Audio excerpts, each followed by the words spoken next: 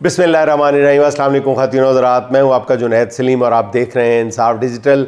नाज़रीन, आज हम बात करेंगे एक बहुत ही मुसद्दिक़ा ज़रिए से मिलने वाली इत्तला पर कि ये पूरा निज़ाम जो है 4 से 6 माह का मेहमान है। फिर हम बात करेंगे कि इस पेशगोई से जुड़ा हुआ एक बहुत बड़ा मालियाती स्कैंडल, बल्कि कहना चाहिए स्कैंडल का कोहे हिमालय जितना बड़ा स्कैंडल आप समझ लें, मंजर आम पर आने वाला है, जिसमें गैंग ऑफ 4 इन्वॉल्व है मौजूदा हुकूमत का। फिर नाज़रीन हम बात करेंगे कि रियासत गलती पर गलती क्यों करती चली आ रही है।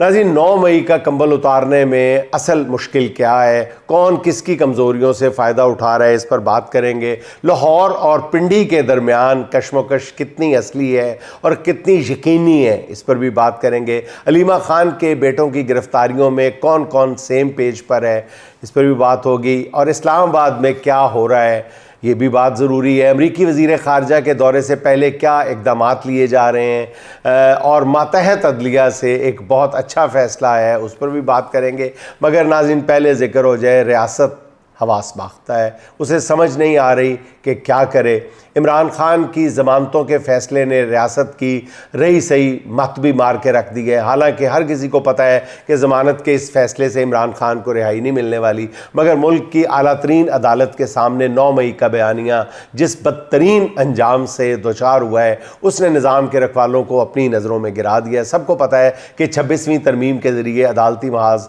फ़तह कर लिया गया है। आला अदालतों में अब मनपसंद जज आ चुके हैं। यही नहीं, बेंच भी मर्ज़ी के बनाए जाते हैं, बल्कि कहा जाए कि ऐन मौके पे बना लिए जाते हैं, आखिरी लम्हे पे तब्दील कर दिए जाते हैं। सारा तमाशा नाज़रीन आपके सामने। इस सारे इंतज़ाम के बावजूद एक फ़ैसले ने बस एक मच्छर ने, एक फ़ैसले ने 9 मई का राग अलापने वालों के नीचे से ज़मीन सरका दी है। पिंडी से लाहौर तक हाहाकार मची हुई है। किसी की समझ में नहीं आ रहा कि हाथों से दी हुई जो गिरे हैं, अब वो किन दांतों से खोली जाएंगी या किसके दांतों से खोली जाएंगी। 9 मई का बयानिया तो बना लिया, मगर अब किसी के पास उसके सबूत नहीं है। 9 मई के जिस बयानिए की इमारत रियासत ने 2 साल में खड़ी की थी, उसकी बुनियाद एक कांस्टेबल की गवाही पर थी, जिसने इमरान खान के घर जाकर उनकी टेबल के नीचे छुप कर सारी साजिश पकड़ी थी। अच्छा नाज़रीन, वैसे ये भी आपको एक बात बताऊं कि जिन लोगों ने इमरान खान का वो ड्राइंग रूम देखा हुआ है, वो सारे जानते हैं कि वहाँ पे सबसे जो ऊंची टेबल पड़ी हुई है, आज भी पड़ी होगी, उसकी ऊंचाई जो है वो मेरा ख्याल है 1.5 फुट से ज़्यादा नहीं है, 1.25 फुट से ज़्यादा नहीं है। तो 1.25 फुट और 1.5 फुट के टेबल के नीचे बंदा कैसे घुस सकता है कोई, ये भी एक बहुत बड़ी एक सवाल है जो आइंदा किसी अदालती बहस में शायद पूछा जाए। जैसे ही 9 मई के मुकदमात नाज़रीन आला अदलिया में पहुंच रहे हैं, रियासत और निज़ाम के रखवालों की मज़ीद हमाकतें सामने आती चली जा रही हैं। सुप्रीम कोर्ट से इमरान खान की ज़मानतें मंजूर होने से ये एहसास उभरा है कि हर तरह की नकेल डालने के बावजूद कहीं अदालतें खड़ी ना हो जाए, दोबारा खड़ी ना हो जाए। सुप्रीम कोर्ट के फ़ैसले से नाज़रीन कहीं निचली अदालतों पर ये महसूस ना करने लगें कि निचली अदालतें अज़ खुद ये महसूस ना करने लग जाएं कि रियासत की गिरफ्त जो है वो अब कमज़ोर पड़ने लगी है। इस तासुर की नफ़ी और अजाले के लिए 2 रोज़ से जुल्म और फस्तायत को चौथे गेर में डाल दिया गया।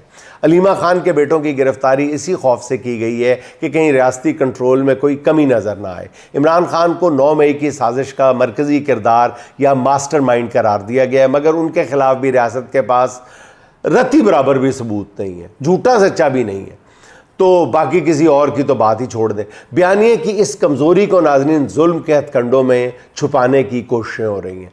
मुझे यहाँ ये कहने में ज़रा भी तामुल नहीं है कि कहा जा रहा है कि लाहौर वाले अब 9 मई के बयानिए पर पिंडी वालों को यरगमाल बनाने की कोशिश कर रहे हैं, क्योंकि पिंडी वाले तो नाज़रीन पहले भी मैंने अर्ज़ किया था कि पिंडी वाले तो 9 मई के बयानिए के बग़ैर आगे बढ़ सकते हैं, अपनी ताकत की बुनियाद पर ही आगे बढ़ सकते हैं, मगर लाहौर वालों के लिए ऐसा मुमकिन नहीं है। अलीमा खान के बेटों की गिरफ्तारी पर नाज़रीन पता नहीं क्यों मुझे लगता है कि ये सारी कार्रवाई लाहौर वालों की तरफ से हुई है, इसमें पिंडी वालों की इतनी मर्जी शामिल नहीं होगी। मेरे ख्याल में इन गिरफ्तारियों को नून लीग और इस्टेब्लिशमेंट की पस पर्दा जारी लड़ाई के तनाजुर में देखा जाना चाहिए।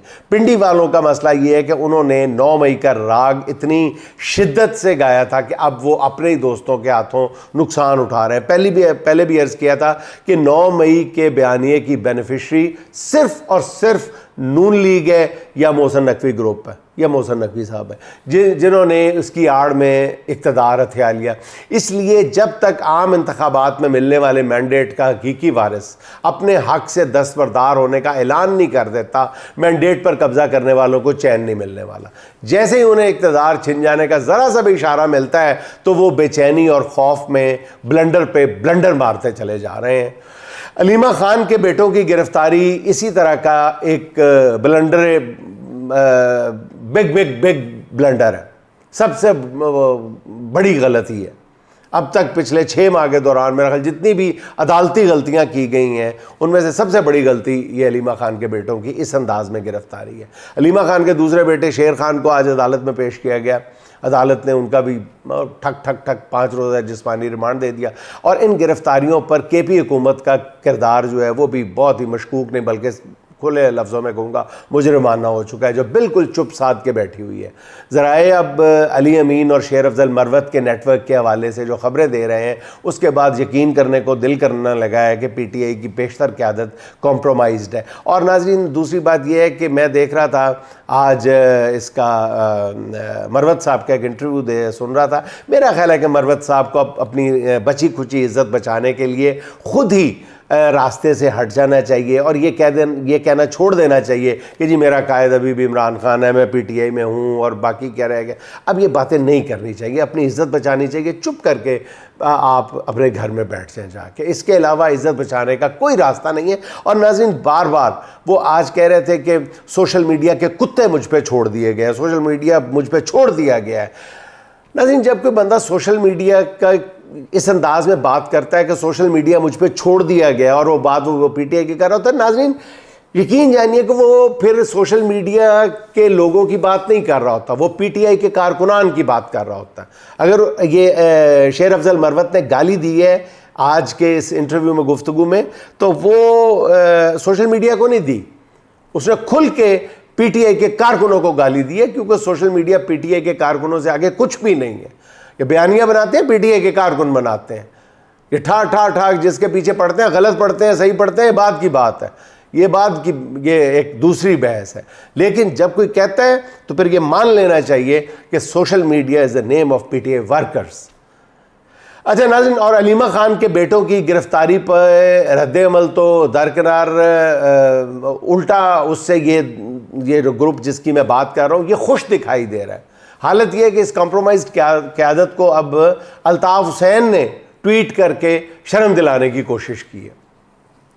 अच्छा नाज़रीन, 9 मई के ज़मन में गिरफ्तारियों और सुहेल वड़ाइच के कज़िये में कई अहम और असली ख़बरें गुज़श्ता कई रोज़ से मुसलसल नज़रअंदाज होती चली जा रही हैं। इस्लामाबाद के ड्राइंग रूम्स में जो बातें पहले सरगोशियों में हो रही थी अब खुलकर उन पर बात हो रही है, बल्कि TV चैनल्स ने भी इन मौज़ूआत को अब बहस का हिस्सा बनाना शुरू कर दिया। फैसल वावडा साहब कहते हैं कि छोड़ें जमहूरियत की बातें, हम पार्लियामेंट और सेनेट पर पैसा फजूल खर्च कर रहे हैं। फैसल वावडा के अल्फाज और रवैया सेम पेज वालों के दरमियान पस पर्दा जारी तलखियों का क्लियर कट पता दे रहा है। नए सूबों के क़याम और 27वीं तरमीम का मामला और एक्सटेंशन का नोटिफिकेशन ऐसे मसाइल हैं जिन पर सेम पेज वाले अब उखड़े से हैं। मामला ना सुलझा तो दस्तो गिरबां होने का भी खदशा है। अब एक मारूफ सहाफ़ी हमारे मोहम्मद मालिक साहब, उनके मुताबिक सूबों का हवा दिखाकर 27वीं तरमीम पास कराने की कोशिश की जाएगी और इस तरमीम के ज़रिए NFC अवार्ड में तब्दीली और फाटा इंज़माम की वापसी भी शामिल होगी। अगर ये तरमीम पर राज़ी ना हुए तो सिंध में आपको ड्रामाई तब्दीली नज़र आएगी। फ़िलहाल ना तो नवाज़ शरीफ और ना ही आसफ़ ज़रदारी 18वीं तरमीम ख़त्म करने पर तैयार है। पीपल्स पार्टी NFC अवार्ड में किसी भी तब्दीली को अपने ख़िलाफ़ ऐलान जंग करार देती है। इस मामले पर दोनों जमातें एक्सटेंशन के नोटिफिकेशन मामले को अपना हतमी हथियार समझती हैं। ज़राए का कहना यह है कि अगर नवाज़ शरीफ अगले 1-2 हफ्ते में लंदन जाने में कामयाब हो गए तो इस लड़ाई में उनका पलड़ा भारी हो जाएगा, लेकिन अगर उन्हें मुल्क से बाहर ना जाने दिया गया तो उनकी मुश्किलात बढ़ेंगी। ऐसी सूरत में मुमकिन है कि नवाज़ शरीफ के पास चुपचाप हर बात मानने के सिवा कोई चारा ना रहे। नाज़रीन, आपको जो बड़ी ख़बर देना चाहता हूँ वो ये है कि मैं एक ऐसे इस्टेब्लिशमेंट के जो मेरा ख्याल 2-3 दहाइयों तक इस्टेब्लिशमेंट के जिसे कहते हैं थंब रहना, मेन पिलर रहना, वो अभी भी किसी न किसी सूरत में वो इस्टेब्लिशमेंट के फ़ैसलों पे असरअंदाज होते हैं और बहुत सारे लोग जानते हैं कि मैं किसकी तरफ इशारा कर रहा हूँ। बहुत अहम शख्सियत, बहुत ही अहम शख्सियत। आज नाज़रीन उनसे मिलने जाने के लिए मुझे बहुत दूर जाना पड़ा और काफ़ी टाइम भी लगा, पेट्रोल भी ज़ाहिर लगा। पेट्रोल भी मेरा ख्याल 10,000 लग गया होना मेरा। तो नाज़रीन, फिर आप 10,000 के लिए आपके लिए मैंने ख़र्च किए हैं ये ख़बर लाने के लिए, तो 8 आने आप भी डालें तो फिर मेरा ये 10,000 रुपया पूरा होता है। बहरहाल नाज़रीन, मैंने जब अपने ज़रिए से इस ख़बर की तस्दीक करना चाहिए कि ये 4 से 6 माह की जो आपने एक बहुत ही अहम एक दूसरी अहम शख्सियत को जो दी है, ख़बर दी है कि ये पूरा निज़ाम 4 से 6 माह के दौरान जो है ये गिर जाएगा और 4 से 6 माह का मिनिमम 4 और मैक्सिमम 6 माह तक का मेहमान है। तो मैंने कहा वजह आप क्यों, किस बुनियाद पे आप अपना ये हाइपोथेसिस जो है ये लेके आए हैं। तो वो उन्होंने लंबी चौड़ी जो उन्होंने 3-4 बड़ी बातें की जो कुछ ज़्यादा ऑफ द रिकॉर्ड थी, लेकिन जो ऑन द रिकॉर्ड थी वो कह रहे हैं कि ये एक मशरूम है, ये मौजूदा सिस्टम जो है बहुत बड़ा मशरूम है जिसकी जड़ जो है वो है ही नहीं है, जिसकी बुनियाद नहीं है और ऊपर से छतरी बहुत बड़ी बना दी गई है। निज़ाम का खलारा बहुत डाल दिया गया है, निज़ाम का फैलाव बहुत कर दिया गया है, लेकिन उसकी जड़ जो है वो है ही नहीं है। ये नहीं कि कमज़ोर है ही नहीं है जड़। तो वो कहने लगे कि अगले 2-3 माह के दौरान बाज़ बहुत ही अहम पोस्टिंग्स हैं, ट्रांसफ़र्स हैं जो अब कही जा रही हैं कि जी हो रही हैं। वो ज़रूरी नहीं है कि वो अस्करी हलकों में ही हों, और भी बहुत सी जगहों से उन्होंने मुझे कोई 5-6 हवाले दिए हैं, बाकायदा अपनी बात को साबित किया है कि ये निज़ाम जो है ये अब गिरने के करीब है। और फिर उन्होंने कहा कि अभी अपनी बात को तक़वियत देने के लिए उन्होंने कहा कि आप चंद दिन तक एक स्कैंडल्स की माँ सुनेंगे, scandals of mother of all scandals. तो उनकी उन्होंने अपने तई उन्होंने ख़बर दी है कि जी वज़ीर-ए-आज़म साहब को एक स्कैंडल के बारे में आगाह किया गया है। इस स्कैंडल में गैंग ऑफ 4 यानी वज़ीर-ए-आज़म साहब के 2 वफाकी वज़रा और एक गालिबन स्पेशल असिस्टेंट और एक मुशीर, जिनको इस्लामाबाद में इनको गैंग ऑफ 4 कहा जाता है, ये कोई 20 अरब रुपए की करप्शन में मुलव्वस है और ये रिपोर्ट वज़ीर-ए-आज़म की टेबल पे है। वज़ीर-ए-आज़म साहब अब उनको इस रिपोर्ट को दबाना चाहते हैं, लेकिन ये रिपोर्ट उन इदारों तक पहुंच चुकी है जिन्होंने कार्रवाई शुरू कर दी हुई है और इस पर 2 इदारे एक ही वक्त में काम कर रहे हैं। और नाज़रीन, इस गैंग ऑफ 4 में 2 शख्सियात ऐसी हैं जिनकी पंजाब हाउस और पार्लियामेंट लॉजेस में नाज़ेबा वीडियोज़ तक जो हैं वो इदारों के हाथ पहुंच चुकी हैं। और नाज़ेबा वीडियोज़ अलग है, मालियाती करप्शन अलग है नाज़रीन।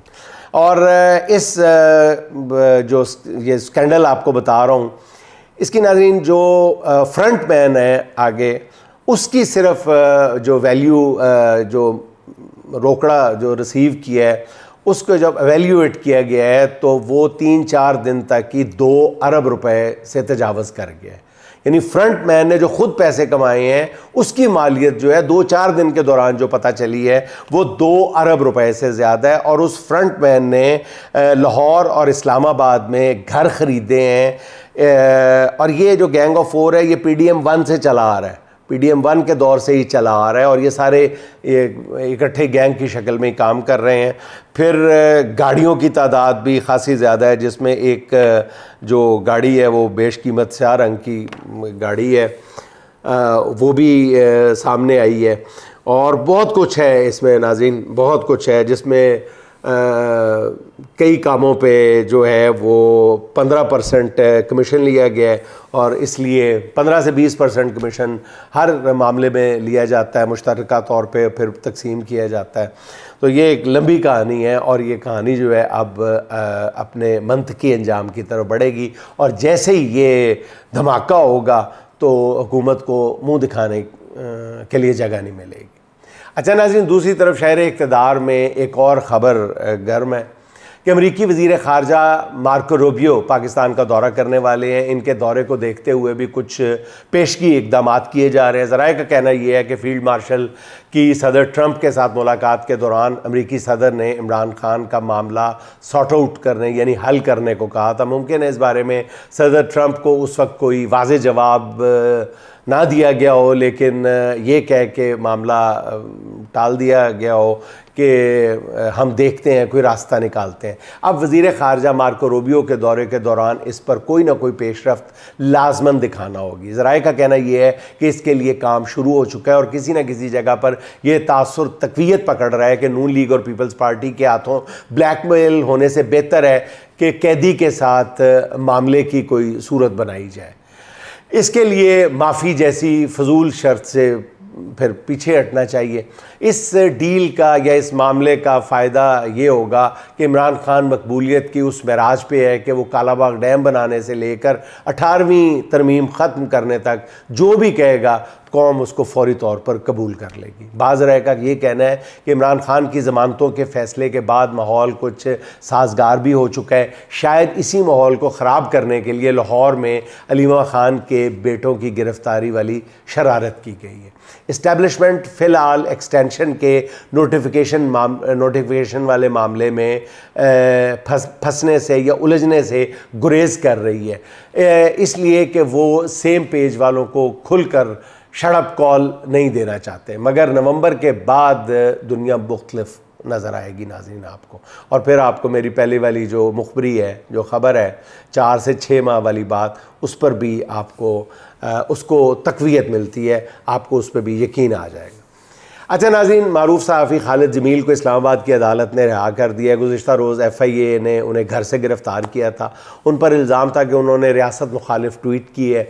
आज अदालत में उनकी ट्वीट पेश की गई जो कि सियाचिन से मुतालिक थी, जिसमें कहा गया था कि जनरल ज़िया-उल हक़ कहते थे कि सियाचिन में घास भी नहीं उगती। फिर सियाचिन पर भारत ने कब्ज़ा कर लिया। एडिशनल सेशन जज ने इस ट्वीट को पढ़ने के बाद कहा कि ये तो हिस्टोरिकल फैक्ट है, इसमें स्टेट मुखालिफ क्या चीज़ है, इसमें रियासत मुखालिफ क्या चीज़ है। उन्होंने कहा कि आइन का आर्टिकल तमाम शहरियों को इजहार की आज़ादी देता है। उन्होंने कहा कि रियासत इतनी कमज़ोर नहीं कि ऐसी बातों से उसके ख़िलाफ़ बयानियाँ बन जाए। हालांकि खालिद जमील की जो वकील थी ईमान मज़ारी साहबा, उन्होंने अपने मोक्कल को जुडिशल करने की इस्तदा की थी, मगर जज मुरीद अब्बास ने यह केस ही डिस्चार्ज कर दिया। FIA को हुक्म दिया कि वो अदालत में ही खालिद जमील की हथकड़ियाँ खोले, और बड़ी देर के बाद मतहत अदालत से ऐसा कोई फ़ैसला सामने आया है जिससे कुछ उम्मीद का कोई दिया रोशन हुआ है। मेरे ख़्याल में ये फ़ैसला आला अदलिया के जजेस को भी पढ़ना चाहिए, ख़ास तौर पर लाहौर की अदालतों में बैठे जजेस को जज मुरीद अब्बास का ये फ़ैसला ज़रूर पढ़ना चाहिए। आखिर में नाज़रीन, खुर्शीद हैदर के 2 अशार सुन लें। तुम ये ना समझ लेना कि घबराए हुए हैं, तुम ये ना समझ लेना कि घबराए हुए हैं, हम वक्त के तूफ़ान से टकराए हुए हैं, हम वक्त के तूफ़ान से टकराए हुए हैं। जो छीनने आए हैं मेरे मुँह से निवाला, जो छीनने आए हैं मेरे मुँह से निवाला, वो मेरे बुज़ुर्गों का नमक खाए हुए हैं, वो मेरे बुज़ुर्गों का नमक खाए हुए हैं। नाज़रीन, खुश रहें, खुश रखें।